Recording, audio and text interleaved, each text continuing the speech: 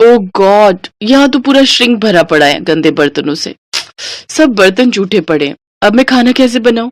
ये मेरी देवरानी दिव्या भी ना एक नंबर की आलसी है। सुबह जब शीला बर्तन धोकर जाती है तब तो सबके लिए नाश्ता बना लेती है, लेकिन जब शाम को यहाँ बर्तनों का पहाड़ इकट्ठा होता है तो वो महारानी अपने कमरे में चूहे की तरह डूबकर बैठ जाती है। अभी बताती हूँ मैं इसे। दिव्या, अरे ओ दिव्या, कहाँ है? क्या हुआ जेठानी जी? मुझे बिग बॉस देखना है। अरे मुझे यहाँ सबके लिए रात का खाना बनाना है, लेकिन यहाँ तो बर्तनों का ढेर लगा हुआ है और तू महारानी है कि जिसे अपना बिग बॉस देखना है। चल पहले जल्दी से सारे बर्तन धो। हैं? क्या मैं बर्तन धो? ना बाबा ना, मैंने आज ही मैनिक्योर करवाया है, फिर उसके पैसे वेस्ट चले जाएंगे। ये तो तेरा हर हफ्ते का बहाना है। जब जानती है कि घर के कामकाज में खराब होना है तो क्यों बेकार पैसे फूक कर आती है। चल अब बर्तन धो, मुझे खाना बनाने में देर हो रही है। एक बार कह दिया ना नहीं धोऊंगी, आप धो लो, मैं खाना बना लेती हूँ। इसी तरह दोनों एक दूसरे पर बर्तन धोने का काम टाले जा रही थी। उधर बाहर डाइनिंग टेबल पर बैठे घर वाले खाने का वेट कर रहे थे। हे राम, खाना कहाँ रह गया? मेरे पेट में तो चूहे कूद रहे हैं, लेकिन ये रसोई से आवाज कैसी आ रही है? माँ लगता है दोनों फिर से शुरू हो गई। धत तेरी की, फिर तो मिल गया हमें आज भी खाना। अनुज बेटा ऐसा कर, तू बाहर से ही खाना मंगवा ले। एक दिन इन दोनों बिल्लियों की लड़ाई में भूख के मारे ही मैं परलोक न सिधार जाऊं। हाँ भी ऑर्डर कर देता हूँ मैं, वैसे भी हमारे पास और चारा भी क्या है। उधर दोनों अभी भी बहस ही किए जा रही थी। ठीक है, फिर नहीं धोने ना तुझे बर्तन तो मैं अभी कोई खाना वाना नहीं बनाने वाली। रहो सब भूखे आज। अरे भूखे क्यों रहेंगे? कल रोहन जी ने खाना ऑर्डर किया था, आज अनुज भैया को बोलो, वो ऑर्डर कर देंगे। दोनों ये बोलने बाहर आती ही है कि तभी अनुज कहता है, कर दिया ऑर्डर। हम जानते हैं तुमसे खाना नहीं बनेगा। तुम दोनों से मिलकर खाना और बर्तन धोने तक का काम भी नहीं होता क्या? मुझे तो आप कुछ ना ही बोलो जेठ जी तो बेहतर रहेगा। मैंने सुबह का खाना और दोपहर का खाना बनाकर अपना काम पूरा कर लिया था। सिर्फ रोटियां सेकने को दोपहर का खाना बनाना नहीं कहते। हाँ, अब जो भी हो, काम तो हुआ था ना। बस करो, दोनों रिकॉर्डर की तरह शुरू होती हो तो बजती ही रहती हो। कुछ देर बाद डिलीवरी बॉय खाना ले आता है। सब चुपचाप उस खाने को खा लेते हैं। अगली रात दोनों में फिर से रात की रसोई का संग्राम छिड़ जाता है। तभी पड़ोस की कमला आंटी वहाँ आती है। ये ले रश्मि, आज अपनी बेटी के यहाँ गई थी। उसके बेटे का मुंडन था ना, तो वही भंडारा था। सोचा तुम्हारे लिए प्रसाद लेती चलूं। लो, तुम सब भी खा लेना। अरे वाह, फिर तो आज रात की रसोई बनानी नहीं पड़ेगी और ना वो बर्तन धोने पड़ेंगे। रश्मि ये देखकर खुश हो जाती है। फिर दोनों देवरानी जेठानी बर्तन ना धोने पड़े इसलिए एक बड़े से भगोने में आलू की सब्जी डाल देती हैं। एक कटोरे में हलवा और बड़ी सी परात में पूरियां परोस देती हैं। फिर सबको उसी में एक साथ खाने को कहती हैं। तुम पागल हो गई हो क्या? सब इसमें एक साथ कैसे खाएंगे? चल तो दिव्या, जरा इन्हें खाकर तो दिखा। दोनों पूरियां तोड़कर सब्जी में डुबोती हैं, खाने लगती हैं। उन्हें ऐसा करते देख सबको उन पर गुस्सा तो आ रहा था, लेकिन वो खाने के अलावा उनके पास और कोई चारा नहीं था।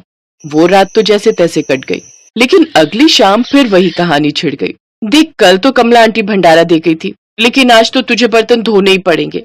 क्या दीदी, मैं बहुत थक गई हूँ, आज रहने देते हैं। मैं उनसे कहकर बाहर से खाना मंगवा लेती हूँ।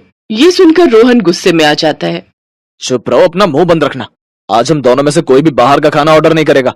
जाओ दोनों रसोई में और खाना बनाकर लाओ। दोनों डर के मारे किचन में चली जाती हैं। क्या करे दीदी, अब तो रात की रसोई करनी पड़ेगी। अच्छा एक काम करते हैं, आप ये बर्तन धो लो तो मैं सबके लिए पुलाव बना दूंगी। हा, आई बड़ी बर्तन धो दो, खुद धो ले समझी। और रही उन लोगों के बाहर का खाना ना खाने की बात, तो कोई बात नहीं, हम उन्हें बाहर का खाना मंगवाने के लिए नहीं कहेंगे और ना ही हम खुद घर पर बनाएंगे। मैं कुछ समझी नहीं, अभी बताती हूँ। रश्मि डब्बे समेत नमकीन, मुरमुरा और बिस्कुट लेकर घर वालों के सामने रख देती है। ये रहा आप लोगों का आज का खाना। इन दोनों का बस चलेगा ना तो हमें रोज मंदिर के बाहर लंगर में बैठकर ही रात का खाना खाना पड़ेगा। इनके रहते तो हमें रात की रसोई नसीब ही नहीं होगी। बस बस बहुत हुआ, आज तो हम जैसे तैसे ये खा लेते हैं, लेकिन अगर कल से खाना नहीं मिला तो फिर तुम लोगों की खैर नहीं। जी ठीक है, लेकिन उनके पास इसका भी जुगाड़ था। अगले दिन दिव्या बाजार से जाकर कुछ डिस्पोजेबल प्लेट्स ले आती है। यार दिव्या, खाना तो डिस्पोजेबल में खा लेंगे, लेकिन खाना बनाने के लिए तो वो बर्तन धोने ही होंगे ना। कुकर, कढ़ाई, ये सब तो चाहिए ही ना। फिकर नॉट, ये देखो 2 मिनट में बनने वाली मैगी। अब हम सब यही बनाएंगे। दोनों फिर से काम चोरी दिखाती हैं और नूडल्स बनाकर डिस्पोजेबल में डालकर दे देती हैं। ये देख तीनों अपना माथा पकड़कर बैठ जाते हैं। लेकिन अगले दिन सास ने दोनों बहुओं को सबक सिखाने का फैसला किया। अगली शाम रसोई से बर्तन धोने की आवाज आती है। दीदी, अभी तो हम रसोई में गए भी नहीं, फिर ये बर्तन धोने की आवाज कहाँ से आ रही है? चलो देखते हैं। दोनों अंदर जाकर देखती हैं तो अनुज बर्तन मांज रहा होता है, रोहन धो रहा होता है और बूढ़ी सास पार्वती खाना बनाने लगती है। ये देख उन दोनों को बड़ी शर्मिंदगी होती है। ये आप सब क्या कर रहे हैं? बहू, अब तुम दोनों से तो ना बर्तन धुलते हैं ना खाना बनता है, तो हमने सोचा हम खुद ही ये काम कर लेते हैं ताकि हमें रात की रसोई खाना तो नसीब हो। तुम दोनों जाओ और आराम करो। नहीं माँ जी, हमें माफ कर दीजिए, हमारे रहते आपको ये सब काम करना पड़ रहा है। हाँ माँ जी, हमसे भूल हो गई, हमें अपनी गलती का एहसास हो चुका है। अब से आपको कभी शिकायत का मौका नहीं देंगे। हमारे रहते हमारे पतियों को जूठे बर्तन और माँ जी आपको खाना बनाना पड़ रहा है। नहीं नहीं नहीं, आप सब बाहर जाइए, हम 1 घंटे में खाना बनाकर लाते हैं। अच्छा ठीक है, तुम कहती हो तो रहने देते हैं। चलो बेटा। माँ और बेटे बाहर आकर खूब हंसते हैं और एक दूसरे को आंख मारकर कहते हैं, मिशन सक्सेसफुल।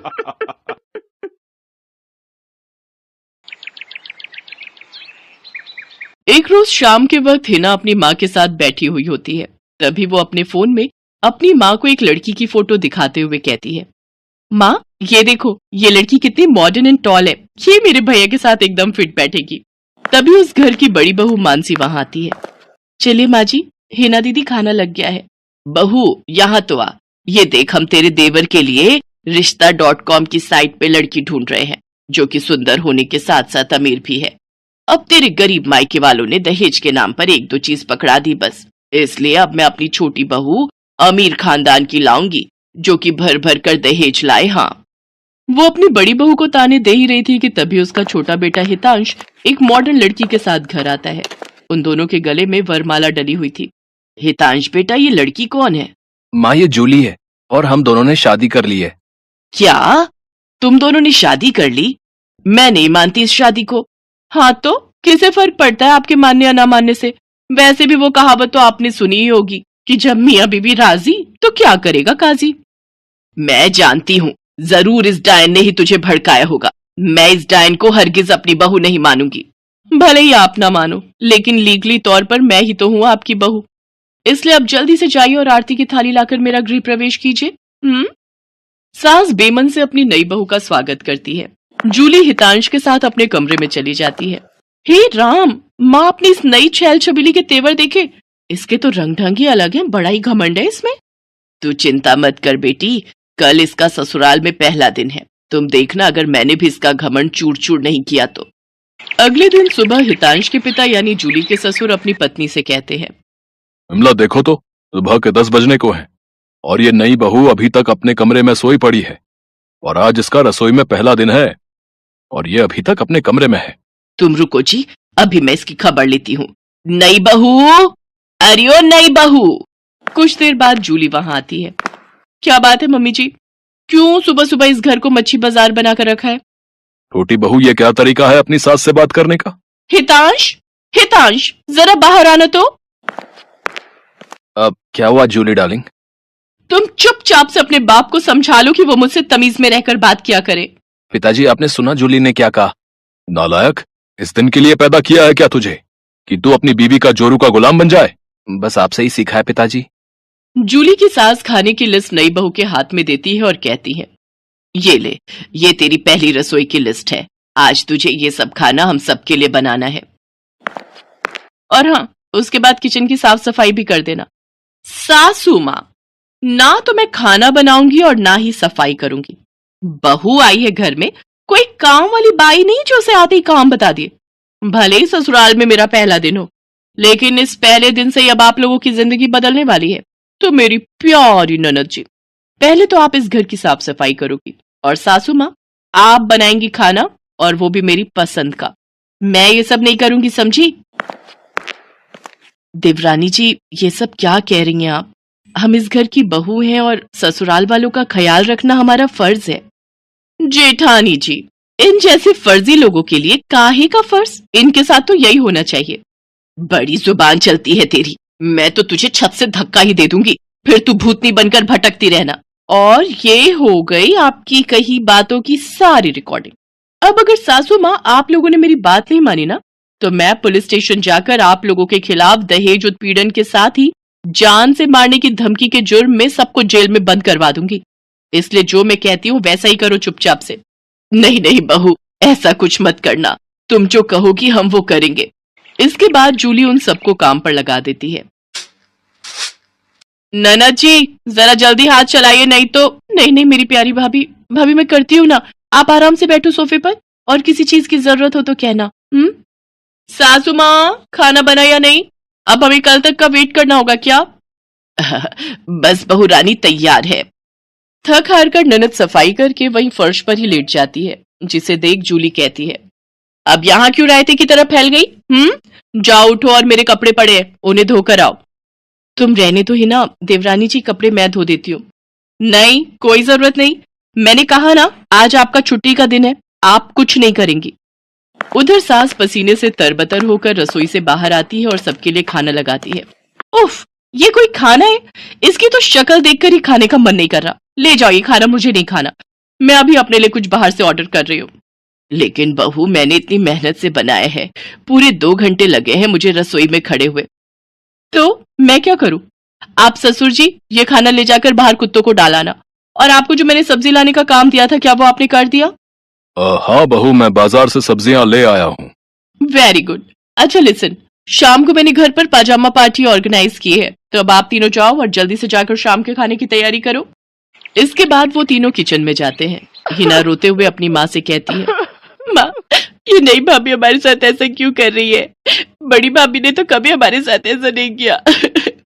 हमारा किया हमारे सामने आ रहा है बेटी, हमने जो बड़ी बहू के साथ किया है उसी की सजा हमें मिल रही है।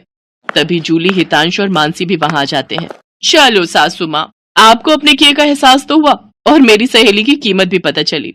हाँ सासू माँ, मानसी मेरी सहेली है। क्या ये सच है बड़ी बहू? हाँ सासू माँ, ये मेरी बचपन की सहेली है और आगे की पढ़ाई के लिए विदेश चली गई थी। जब इंडिया आई तो ये हितांश से मिली और इन दोनों को प्यार हो गया। फिर जब हितांश ने मुझे इससे मिलवाया तो पता चला कि ये मेरी बचपन की दोस्त जूली है। सॉरी माँ जी, मैं आपके साथ ये सब करना तो नहीं चाहती थी, लेकिन आपने जो मेरी सहेली के साथ किया उसी का बदला लेने के लिए मैंने ये सब किया। बड़ी बहू हमें माफ कर दे, तेरी तकलीफ को हम समझ ही नहीं पाए। इसके बाद सबने मानसी से माफी मांगी। मानसी ने सबको माफ कर दिया और इस तरह नई बहू का ससुराल में पहले दिन का प्लान